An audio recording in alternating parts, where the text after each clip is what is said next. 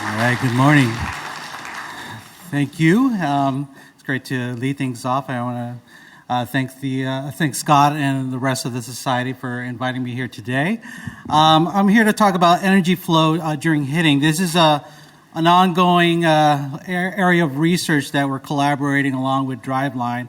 I'm from the Point Loma Nazarene University's pitching lab, where we do a lot of our baseball pitching biomechanics as well as hitting. And I want to acknowledge my co-investigators. I've got alumni Avery Takata, Joshua Schneider, my current grad assistant Jason Hashimoto, and of course Kyle Wasserberger from Driveline, who I believe is speaking after me. So let's see here. Cool. All right, so what I like to do, I'm going to spend the first few minutes deconstructing exactly what energy flow is about. And I think this is very important because we talk a lot about energy, being energy efficient. So I want to show you some of the ways in which we partition out what's known as energy generation, absorption, and transfer. And it actually sets it up because I have another grad assistant, Taylor, who will be talking about energy flow specifically for hitting. I'm sorry, for pitching. Then I'll talk about the energy flow patterns between different levels, between high school, collegiate, and professional hitters. And I'll talk about the model that we developed in order to identify certain energy flow predictors of bat speed. So if you've heard the term energy and energy flow, if we talk about energy flow through the kinetic chain of the human body, there are different types of energy, chemical energy, which basically feeds our muscle, feeds all the various processes within the body itself. Some are get conserved, some are get lost through heat or entropy. And what I'm really going to talk about today is mechanical energy, which is the energy of mechanics, or energy due to motion.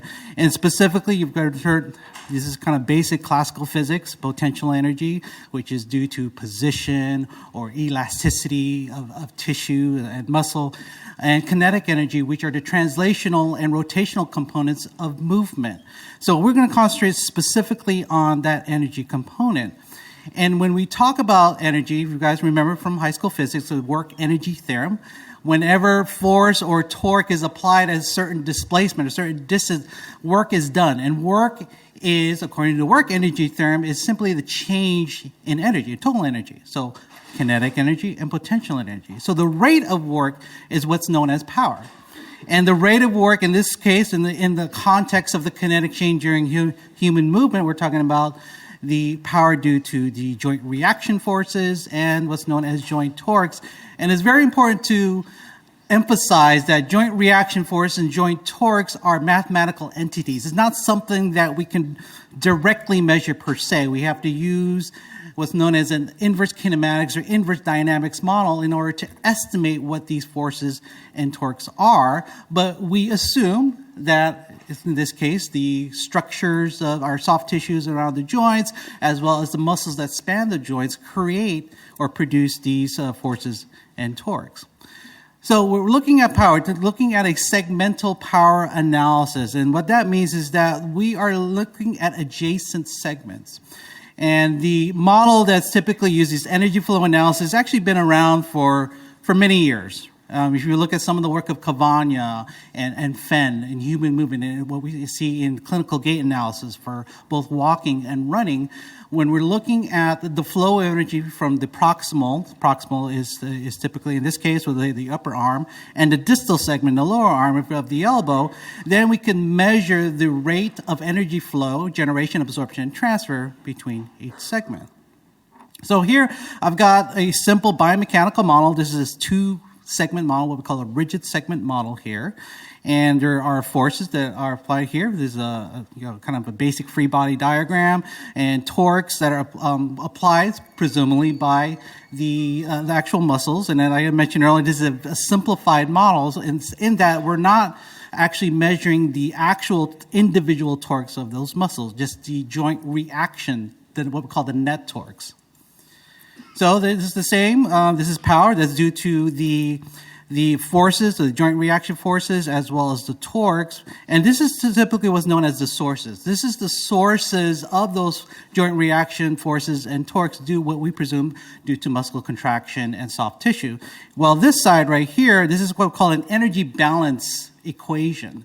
Energy balance equation is that the changes in forces and torques, velocities and angular velocities should equal the time rate of change in potential energy, as well as what's called the fractional components of kinetic energy. So this is the translational kinetic energy and then the rotational kinetic energy. So I'm going to talk about the different types of power that can be measured using this simplified model. So if we're looking at joint reaction forces alone, just looking at the forces here, and we assume that the joints themselves don't translate relative to each other. Again, it's a simplified model here. So you got a joint reaction force. So according to Newton's third law, for every action, there's equal and opposite reaction. So the same force is experienced by the proximal segment as well as distal segment, but it's simply equal and opposite.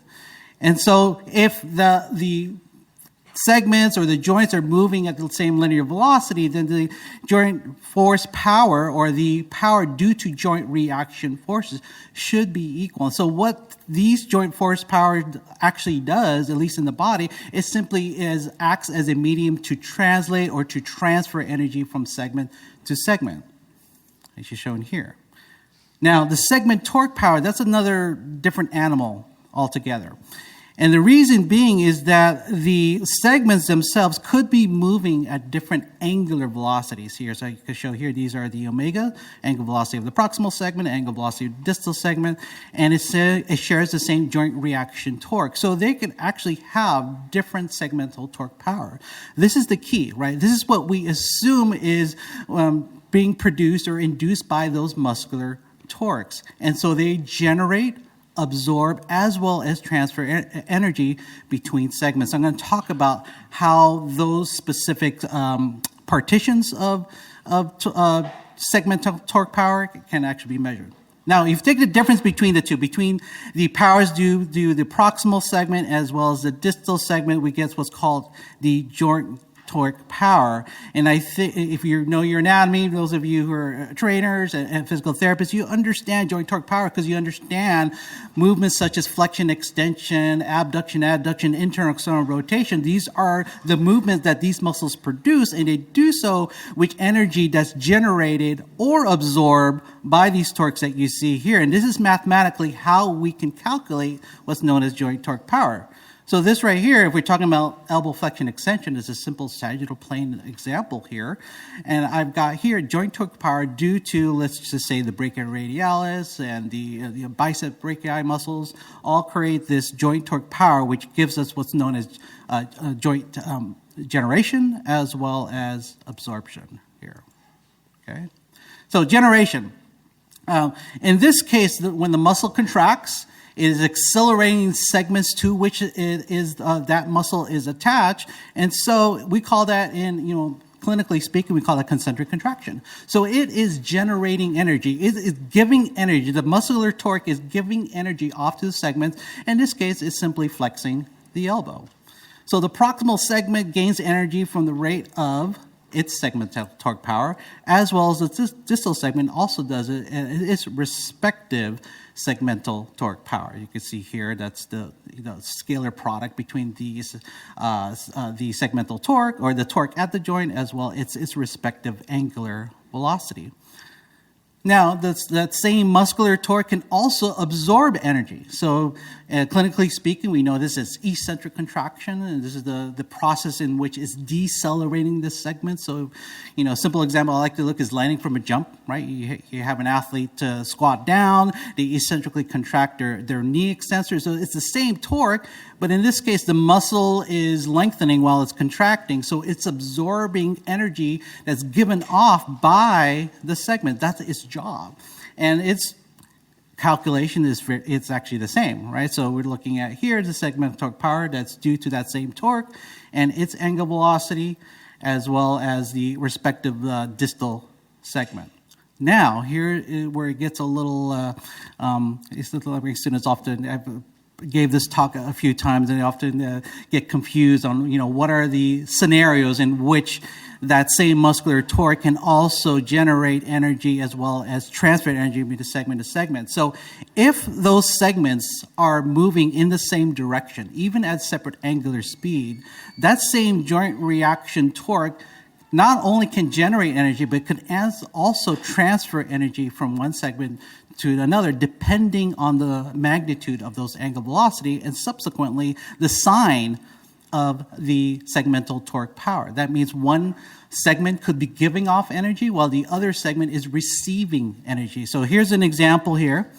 I've got the proximal segment that is moving faster, angular velocity, than the distal segment. So in this case, you could see that the muscle is generating energy, it's accelerating them, and the elbow joint, in this case, the angle is actually getting smaller, so it's flexing.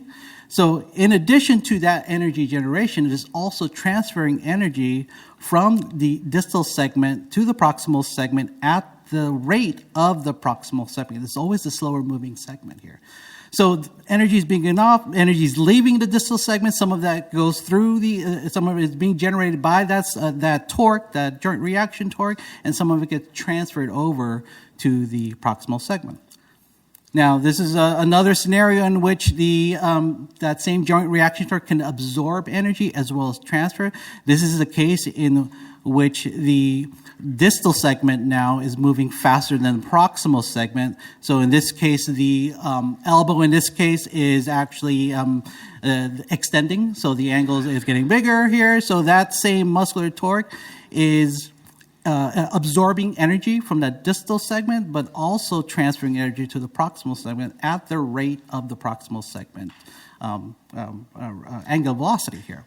Now, this gets confusing, I get that.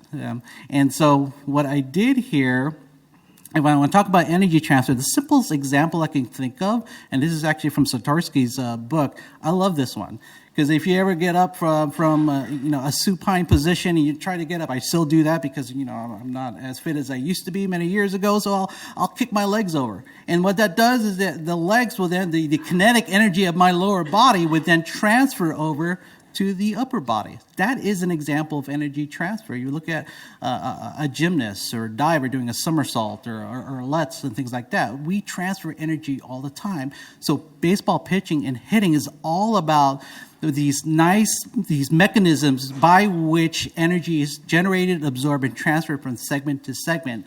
And efficiency can be defined on how well can we harness the energy of one segment to the next. We think about a whip. Right, we talk about pitching because sometimes analogous to a whip where the torque at the proximal end would then transfer over, the energy due to that torque would transfer over to the distal side. So again, I'm just kind of summarizing what's been done for many years, some of the seminal work of Robertson and Winter from 1980 when they were looking at walking and running and cycling, basically highlighted all these situations. And so what I did is I created a Shiny app that gives you, an option for you to select angular velocities of the respective angle of the respective proximal and distal segments, and it gives you energy generation, absorption, transfer. So just scan this QR code, it gives you to that website. You can just play around with it. My students find it helpful to understand, okay, which scenario are we in? Situation 1, 2, 3. Generation, absorption, is it generation and transfer or absorption and transfer? So give you a chance to scan that. Cool. All right, so now how does that apply to hitting? So in our point loaded pitching lab, we call it pitching lab, but we also do hitting. So we use the same technology that we do for pitching for hitting. We're using 3D motion capture. We have a hybrid system that's both marker-based and markerless. Force platforms, of course, to get ground reaction force data. Bat swing sensors, which many of you, I'm sure, are familiar with. We use a full body IK, inverse kinematics, and inverse dynamics model, and that subsequently gives us an energy flow analysis. In this specific area of research, we're mainly concentrating on the pelvis. We want to understand how is the flow of energy between the lower body and the upper body through the back hip, the front hip, as well as what we call the lumbosacral joint, or the L5-S1 joint. We use a regularized regression. Many of you are familiar with the least absolute shrinkage and selection operator, or LASSO, because we have many predictors, many energy flow predictors, as well as ground reaction force predictors of bat speed that we're trying to get down to a simplified model in high school, collegiate, and pro players. So we've got data that was collected in our lab on high school and college players, and we collaborated with Driveline looking at on the pro side. So we've got data from Driveline up in Washington, and we applied our energy flow analysis to their kinematic and kinetic data. And our sample here, just give you an example here, this is our one of our high school players. We got 13 in this particular sample. And what I did is I mapped the segmental power for each one of the segments throughout the body. And you could see how red basically means it's receiving energy, and then as it gets closer to the green, it's giving off energy. You can see that flow from the lower half to the upper half or the upper body. So that's high school. Same with the college. This is the collegiate. You can see the bat speed is starting to get faster here. So what I'm going to do is I'm going to use this animation, if you will, to explain, I think... Recording in progress. Better explain the idea of flow on the back side, the front side, and then through the L5S1. And this is one of the pros from the Driveline. Bat speed here at 72.4, 7.4 miles per hour. And you can see why it's important to have the 3D motion capture as well as ground reaction force data that is collected using force platforms here. Cool. Just give you some of the data that we presented in the last couple of years. This is presented by Avery, one of my grad students, a couple of years ago. And the top curves here represent joint torque power. So those are the rates of energy generation and absorption. So generation is positive, absorption is negative for the stride hip, the back hip, and L5S1 joint torque power. And then here in the bottom are the segmental torque powers that I talked about. These are the rates of energy transfer. Positive is typically the distal, that means moving in the distal direction, and negative is in the proximal direction. And what we find using LASSO is among a number of different GRF and energy flow predictors of bat speed, this particular model predicted around 60% of the variance in bat speed. And during, you can see there's arm acceleration, it's actually bat acceleration, and then follow through the lead hip transfer. I'm going to talk about this here in a sec. That's transferred through the front side hip, as well as absorption during that same hip joint, were predictors among other predictors, other factors of bat speed. So this was specifically on our high school and collegiate sample. We then added the sample from Driveline, thank you very much, Kyle, and it didn't really change the model that much. You can see here is roughly still 6%. The error is 3.2 miles per hour. And we found in additional level, the back leg impulse, that's just basically the product of the force and time on the back side, as well as hip transfer on the back hip, and I'll show you how that looks here in a sec. This is during the stride phase. Generation and transfer during acceleration or bat acceleration on L5S1, the lumbosacral joint. And then, as I mentioned earlier, hip absorption, lead hip absorption and transfer here, as you can show here. So the best way I can show this, this is what's called SPM, or statistical parametric mapping. It gives us a statistical approach to compare waveforms between different groups. So what I did in an example is just show how the curves look in terms of joint torque power between pros and college. And you can see that the patterns, this line here represents front foot contact, and this is ball contact here. The patterns are actually the same. However, what they differ is in the magnitude by which the rate of energy, in this case generation, occurs, which we expected in the pros, right? Here on the bottom is the rate of energy transfer in the distal direction. And this is how it looks. This is on the lead hip. I'm going to go ahead and pause this here. So as expected, the backside generates energy, transfers energy to the front side, to the pelvis. And then the pelvis is rotating at this point. So it's rotating, it's accelerating, and then it's decelerating. Take a look at that right there. Hopefully I can pause it. It's not pausing for me. I want that specific frame in which it's occurring. You'll see here, I'll play it again. Oh, sorry about that, right there. So you'll see that both, right there, I like that, perfect. The front side or the front leg experienced energy, it's receiving energy. So it's receiving energy from the pelvis, and the pelvis is decelerating at this point. So that front side hip, the musculature and structures around that front side hip is receiving energy and also transferring energy to the front side. That means there is a distal transfer of energy, and you can see that here in the curve. L5S1 is also transferred. So that means that energy is leaving the pelvis via L5S1 to the trunk, and you can see why the trunk is red, as well as the front side. So that front side, it acts as kind of a stable base, a foundation on which the pelvis can continue its rotation, its energy. Remember, it's decelerating at this point. All the energy now is going up the chain as well as down the chain in order to accelerate that bat and into ball contact. And we see the same patterns I show here just in pros and the collegiate ranks, but we also see in our high school. The only difference, as I mentioned earlier, is the magnitudes here between the pros, college, and high school.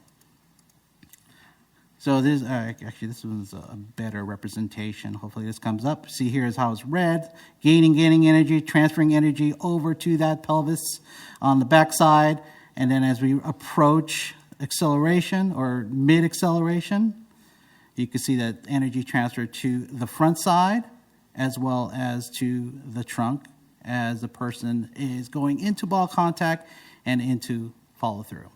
Cool. I always like using this kind of simple diagram just to kind of illustrate that flow of energy.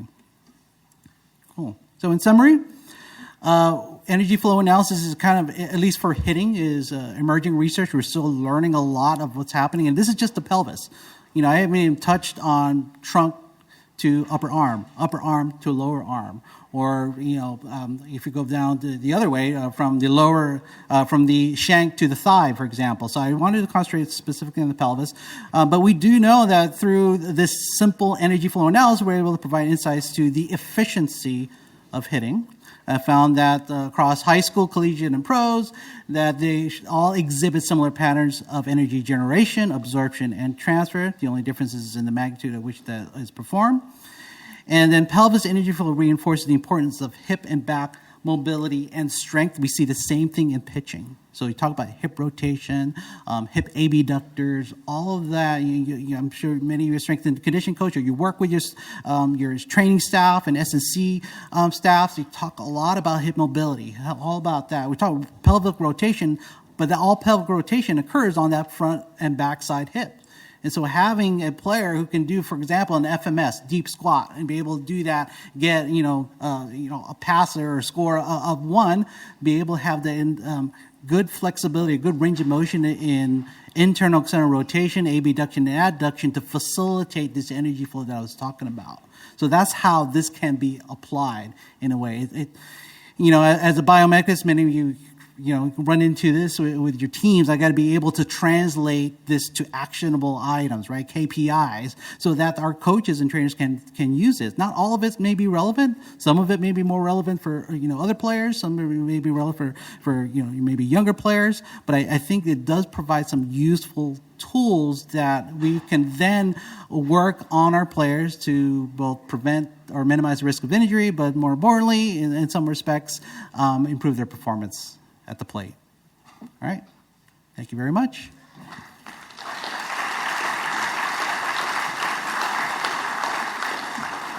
I assume we have some time for questions. I believe, looking here on Zoom, no questions online. And if you do have a question, just come up here to the mic. That more range of motion contributes to better transfer? Yeah, so we work also closely with Auburn University. So this is Gretchen Oliver's lab, and Hillary Plummer. They do a lot of work on hip rotation and hip abduction, range of motion. In fact, I think Kyle also had a paper on this. It's limited in terms of evidence. And Kyle, was that mainly college age players? Okay, so So yeah, we want to be, this is more of an observational type of analysis, but you're right. I'd like to get players in, after 8 weeks or so to see how does that change in terms of energy flow after an intervention, a strength and conditioning regimen. Fortunately for our lab, we collect data routinely on our players, on the same sample of players, and maybe retrospectively look back and see, okay, what are the changes, what are the effects of, because we know if they do influence mechanics overall, then subsequently they should influence these energy flow patterns that I talked about. Question? Yeah, I have a question around the KPIs that you mentioned. Yeah. So if you have more, research around how that can be measured, how that can be utilized, I'd love to know.